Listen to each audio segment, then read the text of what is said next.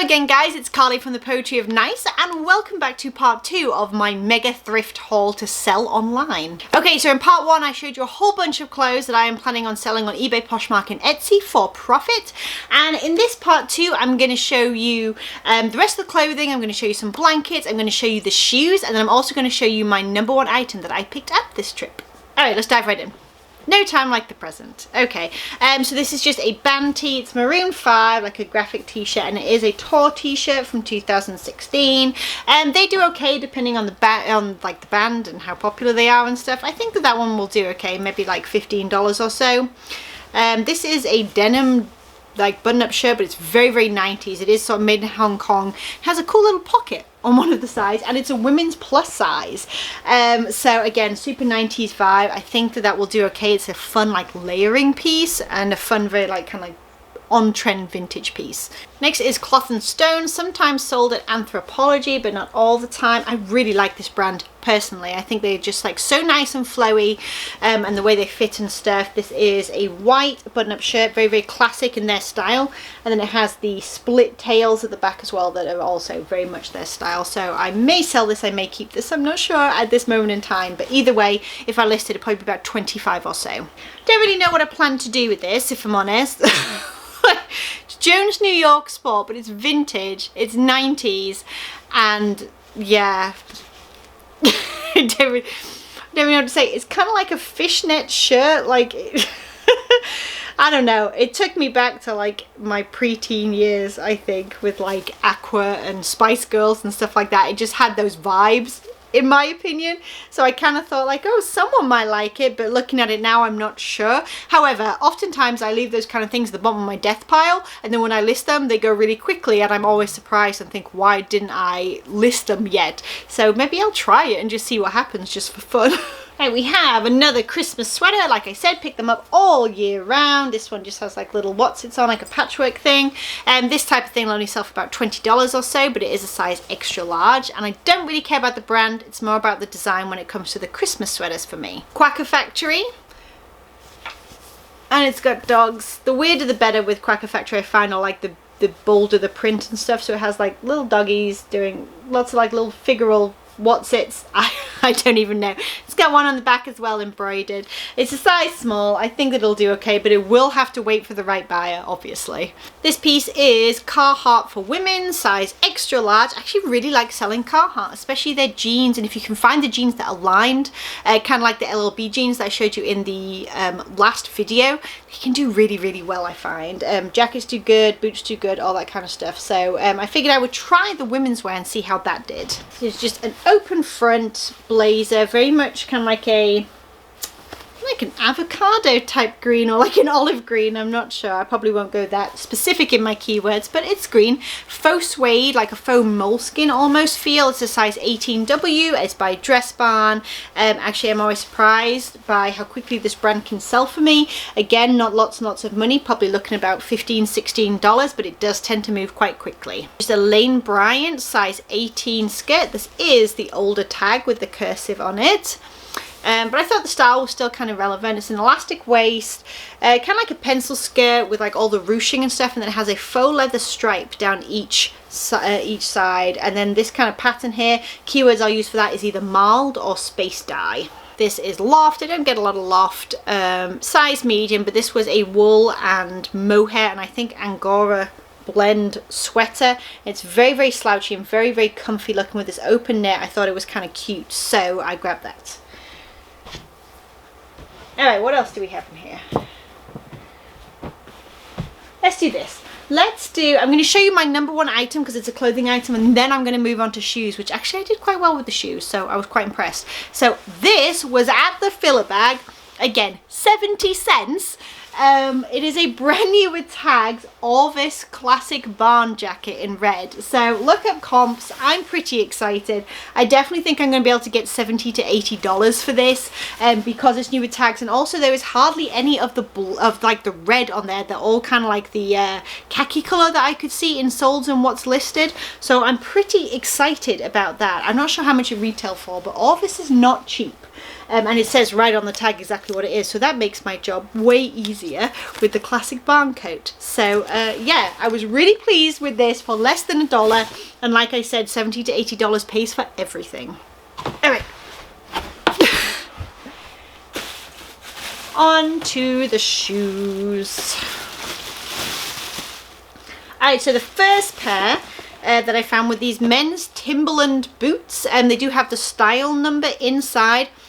They smell a little bit mothbally, have to say, so I'm going to have to do something with that. What I will do is let them air out and like Febreze and all that good stuff. I do think they'll be fine. I can always disclose. I'm not bothered. They're in really, really good shape. They're waterproof, they're leather, they don't look like they have much wear at all, and they're a size 11 men's, and they do have all the style numbers as well, so that's going to be really helpful when it comes to listing. But for 75 cents, these can go sort of like 35 to 45 easily. Next was a bit of a wild card for me, and I don't know if it's going to pay off necessarily. Oh, I'm stuck. It is Betsyville, which is like the lower end, I think, version of like Betsy Johnson and stuff. Yeah, so I grabbed them pretty much based on style, and because Betsy Johnson can do okay, they have a really cool like woven back, and they have lots of different colors you can see like running through, and then they're like an ankle strap, and they're a big old platform like block heel stiletto style shoe, and they look like they barely have any wear whatsoever, so I did go ahead and grab those as well. Next is Born. Born is kind of hit or miss for me. It really depends on the piece, and these have just a little bit of wear, but they have so much like tread left. They're in good shape, and they're like a peep toe kind of pump with a big old chunky block heel that kind of is flirting with being a wedge. I don't know. This is what the symbol looks like, if you're wondering, and as you can see here, there is a little bit of scuffing and wear to the leather, but not too much. And what I'll do is use some Doc Martens like Wonder Balm, which I'll link down below in case you're wondering what the heck I'm talking about. It is fantastic for leather shoes. It really brings them back to life. So since structurally they're doing really well, I'll just do that and jazz them up a bit. All right, we have these little like kind of sport flip-flop sports sandals, that's what I'm going to go with, and they are by Merrell, which is a really good sort of outdoorsy brand as well. I have to look up with the style number, which is listed inside, and just see exactly what they are and what they're going for, but probably about 20 to 25. I've never sold these before, but I've heard of them, so I was going to try. And also, again, I don't think that they've really been worn. They are fit-flop, but ironically, they are not a flip-flop. They are just like a comfort shoe, but they have like this faux snakeskin print to them, which I guess is kind of in. I don't know. This is really just kind of a trial and error thing for me, but I have heard of fit-flop doing quite good, so I decided to give it a try. Little pair of Lucky Brand leather, just like very, very simple slip-on ballet shoes. Oh, and then I found another pair of Lucky Brand, again, leather, like little, what would you call them? Kind of like, yeah, thong sandals. They have the thong there that goes between your toes. They have tassel detail, they have braiding, and they come up and wrap around the ankle. So I think they're going to be fun to photo, I can tell. Fun to photograph, but overall, just like really nice pair of, you know, Lucky Brand sandals. Perfect for spring and summer. Okay, next is J. Jill, and I have never sold shoes by J. Jill before, and they are an interesting style, but I've sold this style before in lots of different brands. It's always done okay, so I decided to try it. They are leather, and they're very, very square toe, like flats. I don't know. I think that they might do okay. I wish that they had a style number. I'm going to have to go hunting for that, but again, hardly anywhere. Like, look at the toes on those. There's no scuffing or anything, so... Oh, they're a 7.5, at least I know that much. Alright, we get a pair of simple Teva sandals. They look kind of like the Morel, whatever you want to call it one. If you want to know what the Teva symbol looks like, it looks like this. I don't think these may be the universal sandal, like the very, very classic ones with this side buckle, I'm not sure. But I do prefer to get them if they have all the bright colours and stuff. However, these are leather instead of canvas, so that might help a little bit. Alright, last pair of shoes, I think, are these. I'm going to have to do some smushing. I packed them wrong and now they're all sticking up, typical. But they are a pair of J. Crew bronze coloured flats with this kind of like floral rosette detail. You can see I'm sticking up, I'm going to have to deal with that. This one looks better, like a floral rosette detail, and they do have, what are they? They're size 9.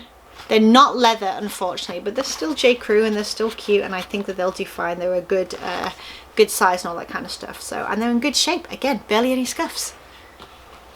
Who is owning these shoes and donating them and never wearing them? I don't know. All right, I have 3 bags to show you, then a couple of blankets, and I'm out of here. So the first one, don't laugh, couldn't help myself, is the most 80s bag, 80s purse you'll ever see in your entire life. So this is what it looks like. I think it's all faux leather. It's like every print you've ever thought, oh my god, I don't even know where to begin with this. But I think it's kind of cool. And the best part is it's like a giant kiss lock coin purse. It's bizarre, it really is, but I kind of love it. It's made in Korea. This is the brand. I don't think it's anything particularly exciting, but just based on style, had to, couldn't not. Someone out there will absolutely adore it. I just need to wait for that person. The next one is a big old tote, and it's all like black sequin. It has that kind of like sequiny feel to it as well.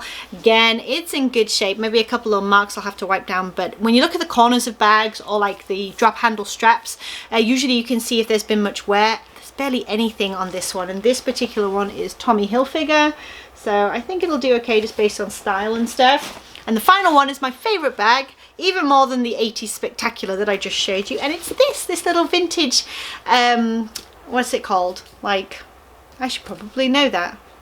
I don't know what to call this. It's just a little handbag, really. Let me know in the comments if you have any better keywords. But it's all like woven fabric, but it's hard, and then all of these like beautiful crocheted floral details here, and it is by something called Merry Mirth, made here in Tennessee. So yeah, absolutely love it. Somebody is going to absolutely adore that, like very, very boho hippie peasant style. Again, just got to wait for the right person. Okay. I don't know anything about blankets. I'm going to preface it by saying that I know anything about vintage blankets, but I do know from selling them in the past that certain things sell better than others, and I decided at this particular remote sale to take a chance on some of these. Some of them I may launder and keep, and some of them I'll probably sell. They are all handmade and they are all vintage. Most of them do not have tags. So this one is a cream and green striped, so you can kind of like see if I hold it up. It's striped like this. Really, really fun and beautiful. So beautifully made. Oh my days. The next one is I think this is going to be all about keywords as well. I think I got to learn my keywords with these to be able to find the right audience.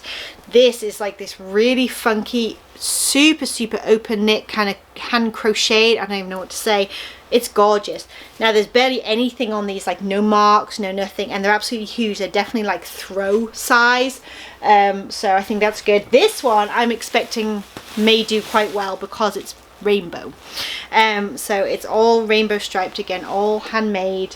So I can probably use some kind of cool keywords in there as well to do with pride and LGBTQ plus and things like that as well, and hopefully that kind of marketplace may notice it too. Super 70s feel. This one I think is like the granny square, is that what we call it? Again, all crocheted, beautiful colors. They're all over. It's absolutely massive. I think it's really cool. And the last one did have a label on it. It's very rich colors. If you can see, they're so cute for fall and winter. And this one did have the label, and I looked it up and I looked at the sold comps. It's Kenbunk Weavers, made in the USA. I don't know much about that at all, but it looked like I might be able to squeeze 30 to 35 out of it, and I'm happy with that. I'm not worried about photographing them because I photograph breadsheets all the time. I'm not worried about shipping them because I'll just Frankenstein polymailers together until it fits. Yeah, I think that it will be okay. All right, you guys, that is my entire haul. Thank you so much to anyone who came back to watch part 2. If you didn't catch part 1, I'll pop it right here in case you want to check it out as well. And if you enjoyed this video, please do give it a thumbs up. And if you're new here and you like this kind of thrifting and reseller content, please do think about hitting that subscribe button down below, and I'll catch you all in the next video. Bye, you guys.